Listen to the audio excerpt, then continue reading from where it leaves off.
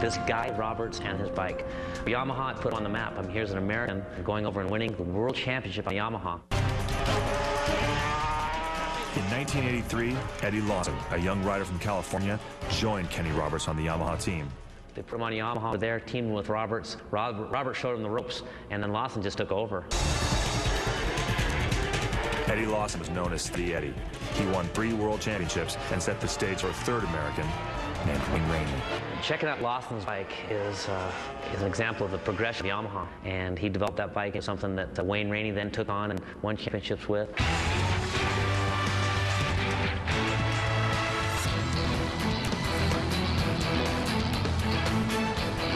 Wayne Rainey not only won championships, but did it 3 years in a row. From 1990 to 1993, he was unbeatable, winning 3 consecutive world titles. Wayne is an amazing guy, amazing rider. Fastest guy in the world 3 years in a row, and really someone that I tried to pattern my riding after as much as I could, to whatever level I could.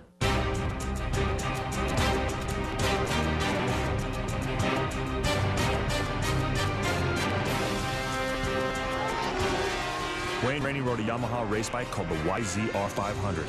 It was wickedly fast, with the emphasis on wickedly. There was times, not a lot of times, that I could ride the bike and be ahead of the bike, and I was in control totally. I knew exactly what the bike was going to do before it did it. Those 4-cylinder 2-strokes were just nasty, ugly things that wanted to throw you off at just about any moment.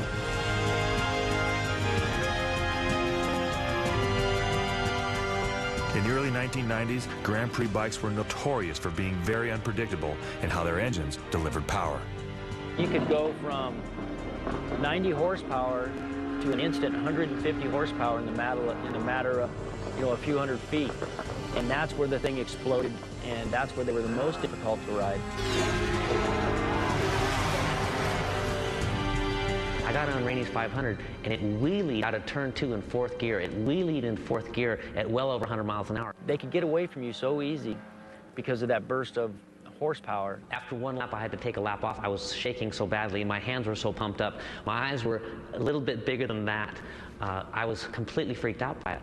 I remember telling Wayne, how could you possibly ride that anywhere near anybody else? How could you race anybody with that thing? It was so fast. A lot of the times it felt like you were riding a motorcycle that didn't want to be ridden in a straight line, that's for sure.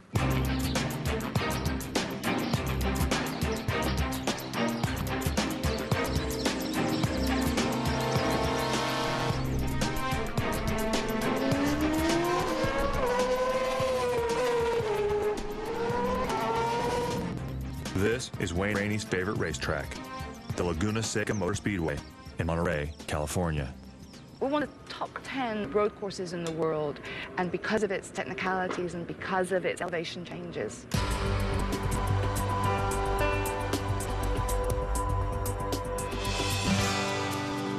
First developed as a horse ranch in 1867, the land became Fort Ord in 1917. The U.S. Army used it as an artillery range. In 1957, local businessmen bought the land and carved the racetrack through the hills. But the track wouldn't stay in private hands for long. It is owned now by Monterey County Parks. It is a park. It operates as a park every day.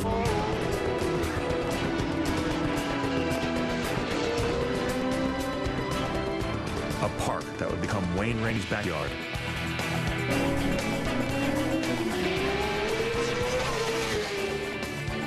Rainey bought a house and moved to Monterey just to be close to the track.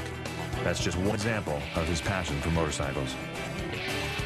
Wayne certainly had a tremendous impact on this facility.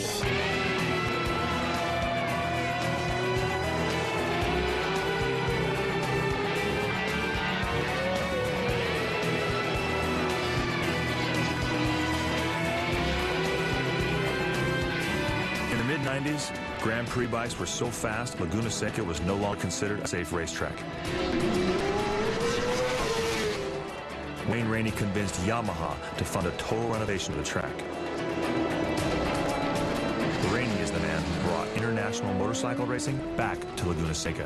All of us that have been lucky enough to attend the Grand Prix at Laguna Seca should thank Wayne Rainey. He's the one who really forced it together. I think he just basically browbeat Yamaha into sponsoring the deal and putting up the money to make Laguna Seca a Grand Prix venue. We needed to do about $3 million worth of safety improvements for the riders, and Yamaha was right there.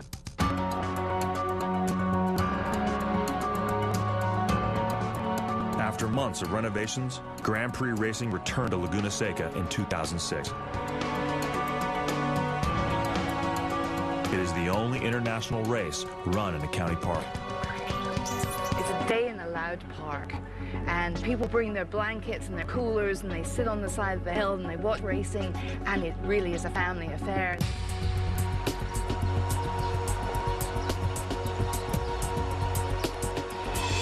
Yamaha and Rainey share a long, successful history at Laguna Seca. Rainey won 3 Grand Prix races here.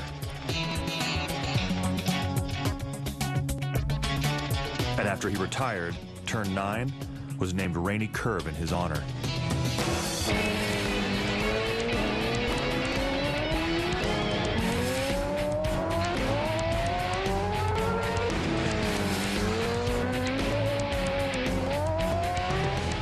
But right before Rainey Curve are turns 8 and 8A, known the world over as the corkscrew. Very challenging track. There's blind corners, there's fast corners, there's off camber, there's right and left. The famous corkscrew. You can sit in Italy and listen to the Grand Prix being broadcast in Italian, and they use the words "the corkscrew." I mean, it's that type of a venue and a feature.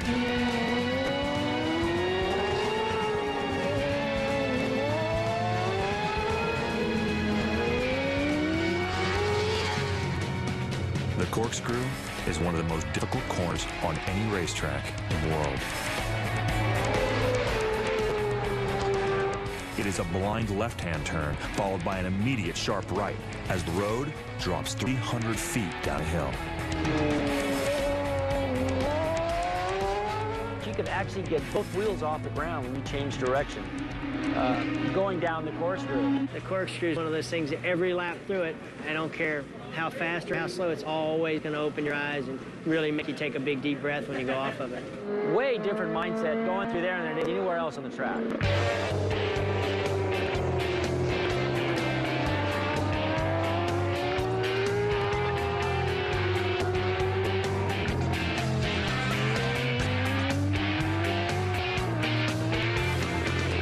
He was just such a fierce competitor. He just wanted to win really, really badly.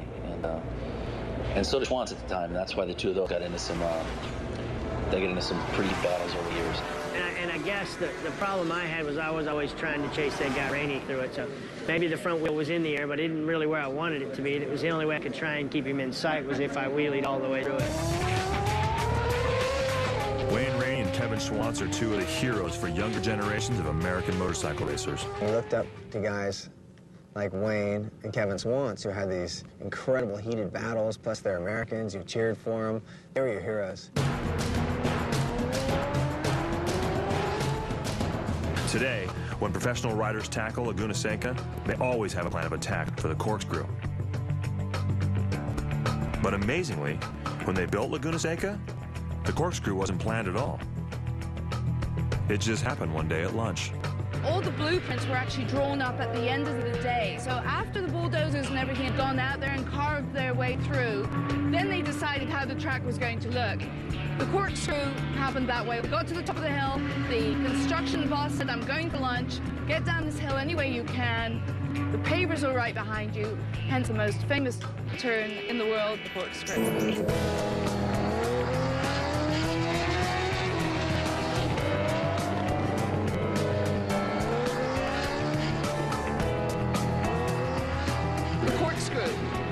You're going along at 180 miles an hour, and you have to brake in less than 1.2 seconds to go down to about 60 miles an hour to take a blind left turn. You can't see where you're going. All you see is sky. It's like jumping off a 6-story building.